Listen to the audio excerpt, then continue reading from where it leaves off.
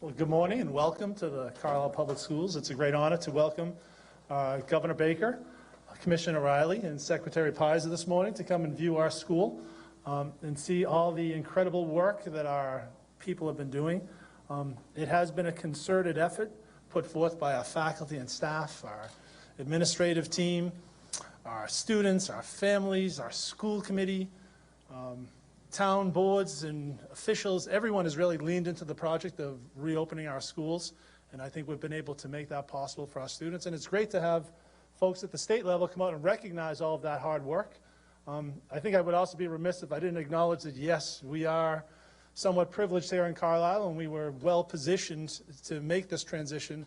But all that being considered, it has been an incredible amount of work on the part of everyone, the entire community, to make this possible. So the recognition is great, and we just want to continue to thank our teachers and our staff who work tirelessly. The project isn't over, right? Every day there's a new challenge, but our people continue to work, as the folks across the Commonwealth. All educators are doing the same, working to keep their students in person, keep everyone safe and healthy and educated, and moving forward.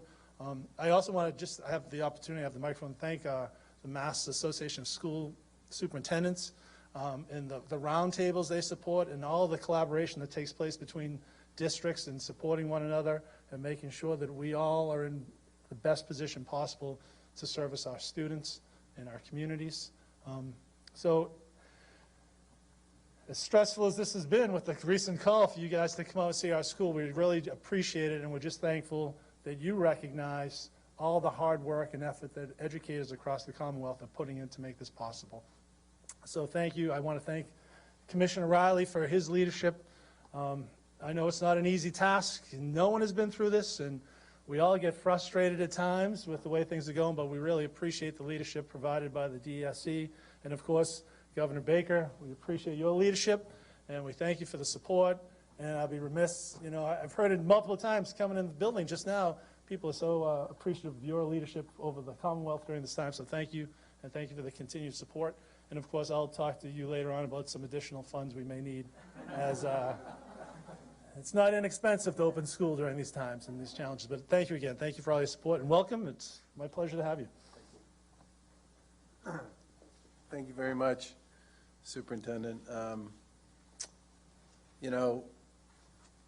First of all, I just want to say, on behalf of our team, Secretary Pizer and Commissioner Riley, how much we appreciate your willingness to open up the door and give us a chance to disrupt a bit of what goes on here every day, so that we can get a firsthand look at how you're handling in-person learning. And I guess I would say a couple things. The first is, while the state has developed lots of guidelines based on, and advisories based on the best information that's out there in the public domain, at the end of the day, in many cases, it's going to be up to places like this to figure out how to fit those guidelines into the way business gets done in this particular school and in this particular school district. And there were a number of examples of how that played out as we were walking through here. And some of them are not things that would be obvious at first glance. For example, they did some really interesting work with their existing furniture, which looked more like a swap than anything else in terms of how they thought about distance in the cafeteria versus the classroom, and how they were going to deal with creating distance for kids in the cafeteria, using in many cases a lot of the desks that looked to me like you modified them a bit. Well, we bought new desks and we transferred the tables. And scheduling. So they have 4 shifts for lunch, and those shifts are organized, and some kids eat in class and some kids eat in the cafeteria, depending upon how the shifts work. And I'm sure that that is a big change from the way things used to work. And the classrooms themselves, it's pretty obvious that you're using every single square inch of space that's available in those classrooms to create the kind of distance you want to create for the kids. And the other thing is, every child we saw as we wandered through there was wearing a mask and didn't seem all that stressed about it, which makes them a lot more mature than many of the adults that I know. And I have to say that in one class, we spent a bunch of time talking about bats, not these, the ones that fly, which was terrific. And then in this most recent class, it was algebra. And I had a flashback to my own 8th grade experience as they posted the question up on the board, which was a word problem. You know, the store sells the first 4 batches of apples at a fixed price. If you buy 19 batches, you pay, was that the one you paid $33 for? No. Yeah, that was the one you, that was 11. Yeah, $55.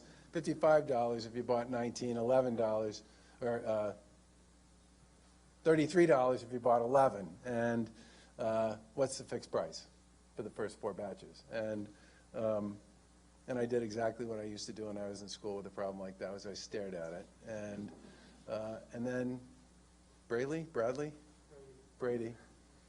got up there and he said, okay, you've got 55 in one case, 33 in the other, you subtract the 2, that gives you 22. So that's the difference between, in price, between buying 11 and buying 19. So then he said that difference, that 22, divide that by the 8, which represents the difference between 19 and 11, and that'll give you the price of each incremental batch that you put. He's walking through this, and I'm like, I remember this. I was never the kid at the board, but I absolutely remember watching this play out time and time again, and it was just, for me anyway, a big reminder about why finding a way to get kids back in a classroom can be so powerful for them and for their classmates and for their instructors. And we've tried very hard as a state to provide people with a lot of guidance and resources, but we recognize and understand that the decision about the how is ultimately going to get made at the local level because people know their districts best. And it's very clear to me that here, one of the things I always talk about when you're dealing with change is you need people who are willing to try. And it's very clear that here people are willing to try. And I don't think you're just trying here, Superintendent. And it's good to have the two principals of the elementary school and the middle school here with us as well.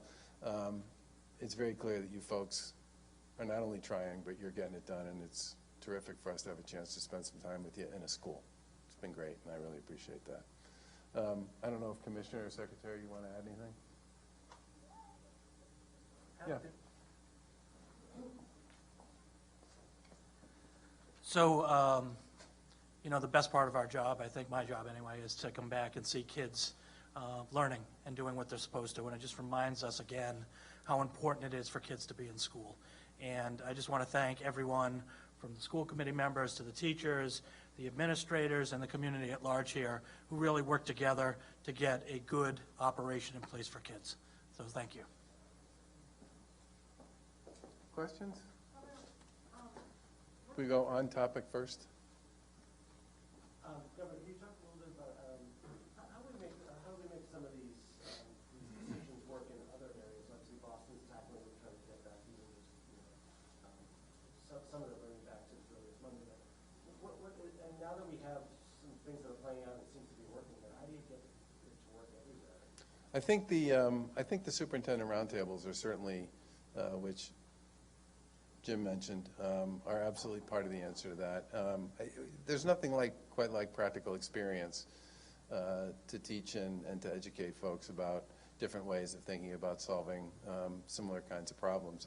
I would ask Jeff if you want to add anything to that, but it seems to me that one of the things that's always been true when dealing with a lot of the issues around the pandemic is, in some cases, the rules about infection control and sort of facility management change based as the science and the knowledge changes, and certainly around treatment. There's a lot that's changed since this all began last spring. But I certainly believe that having schools that are doing this and getting it done, and districts that are doing it and getting it done, creates a template and a set of thoughts and ideas and ways to think about it that makes it possible for other people to learn from that and to take advantage of it. What do you say to the schools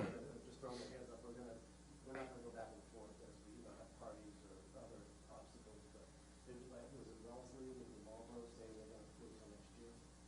I think I mean, we've said many times that the data is pretty clear on this, that kids in schools are not where the vast majority of community transmission takes place. And the best example of all of that is probably the parochial school system, which has had almost 30,000 kids and 4,000 staff in person since the middle of August and has less than 40 cases, and none of which originated inside the school. The department's own numbers show that with almost 500,000 kids and staff and faculty in either some form of hybrid or in-person teaching, very small numbers with respect to infections, and none of which, for the most part, originated in the schools. And I think maybe one example of an in-school transmission, maybe not even. Small numbers. Yeah. So I think for me, the big message here is, you know, the public health community, the pediatric community, a lot of the folks who spend their time thinking about children's health have made very clear that if you follow the guidance and you create the rules and the processes and the infection control mechanisms that at this point are becoming more and more understood by more and more people in the space, your opportunity to do the right thing on behalf of kids is to find a way to get them into a classroom. Governor, I have a question about this surge. You know, we're closing in on some grim numbers, 10,000 potentially. Yesterday, we saw for the first time almost 2,500 cases. It seems as though we're reaching uncharted territory. We're nowhere near the uncharted territory we were at in the spring. Nowhere near it. Nowhere. We are definitely dealing with a surge that we talked about throughout the summer and the beginning of the fall, and we're currently the largest per capita tester in the United States. We're doing somewhere between 80,000 and 100,000 tests a day. We were doing 2,000 or 3,000 tests back in March. And our ability to identify cases is dramatically better now than it was back then. As I said before, the healthcare system is far more prepared to deal with and to manage these issues now than they were back in the spring.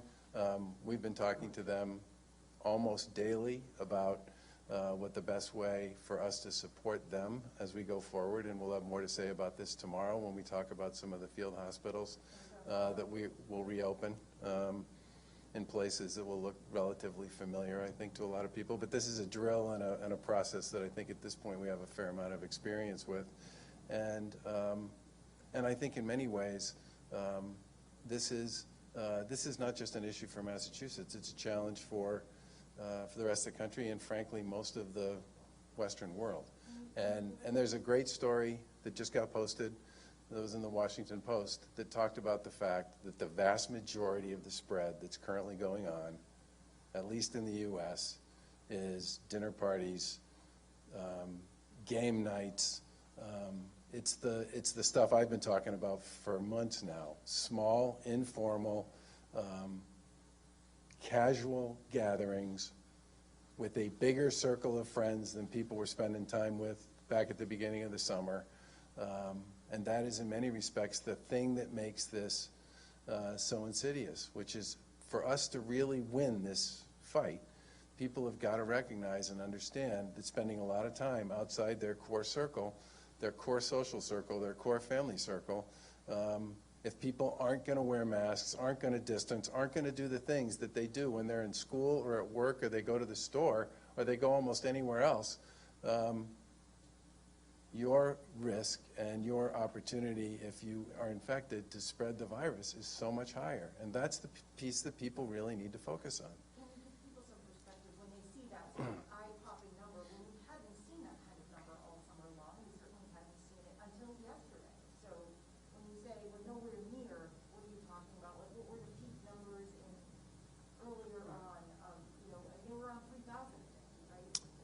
We currently have about 550 people in the hospital. We had 5,500 people in the hospital at the peak of this back in the spring. 10 times as many people.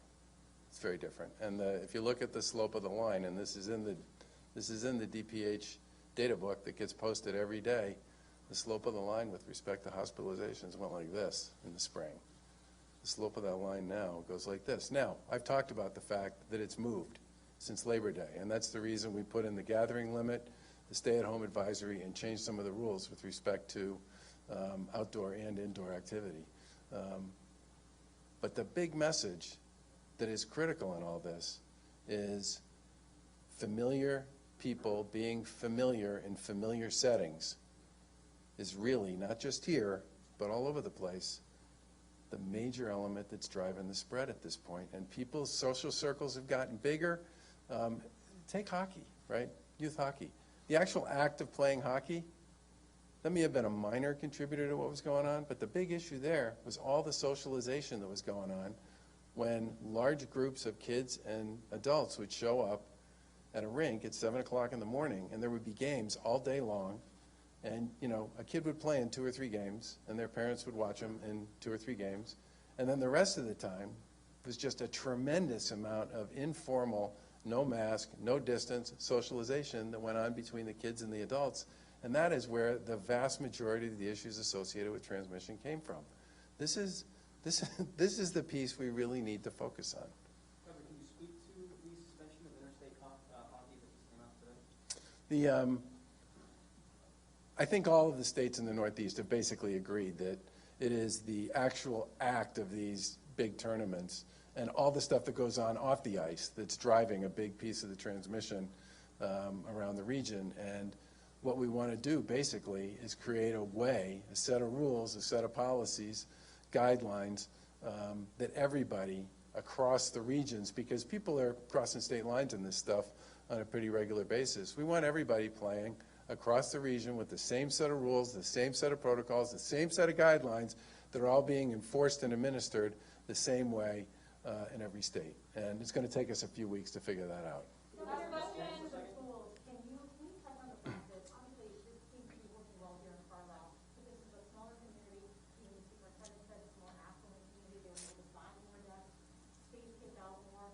That's not possible in a lot of these bigger school districts. So what do you say to those school districts who look at this and say, that's great for Carlisle, but not for my community? So the first thing I say is that we recognize there was a significant investment that needed to be made by communities across the Commonwealth around almost all the issues associated with school and COVID. And that was why we distributed almost $1 billion to cities and towns in Massachusetts over the course of the summer, specifically to pay for and reimburse a lot of the stuff associated with school.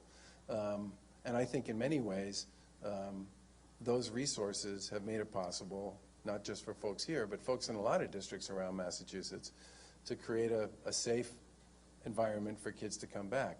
The other thing I would talk about is many of the special needs programs, which are oftentimes some of the more complicated to operate, are in person, have been in person all the way through the summer, and stayed in person all the way through the summer and through the fall.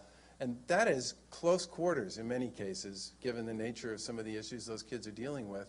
And there too, there's been really modest spread in transmission. And I keep coming back to this. The data is pretty clear. The real issue is, and there are a lot of resources in play as well, the real issue here is, can people learn from those who've been successful and incorporate some of those learnings into the way they do it in their own environments, so that we can all do what the docs and the pediatricians and the parents and so many others are saying, which is give kids the socialization and the in-person education, which is, especially for the lower grades, so critical to their ability to learn.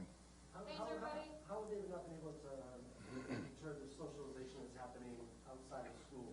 So my wife works at DC High. I know the kids all leave DC High and they go over to a place and they're still wearing it. What's been working on that? Do you know what goes on when they're not here? Oh, it's a challenge, right? It's a professional challenge. Oh, it is a challenge for us. As students leave, they have a tendency to kind of fall back to some of their practices. But as I said, we work really closely with the parent community and the broader Carlisle community. So we have a local emergency planning committee, which meets now once a week. We were meeting 3 times a week at the height of the pandemic. But just to coordinate both in-school and community public health issues, and, you know, first responders, the Chief Fisher's on there, Chief Soros, our fire and police chiefs are there, public health, Council on Aging. So we bring everyone together, and when these items, these challenges percolate up, we take a community approach to resolving that and working with parents. So they're still children, right? And even adults need some guidance, so we do that in a community way also. So it's a challenge, but we're working. Thanks, everybody. Thanks, everybody.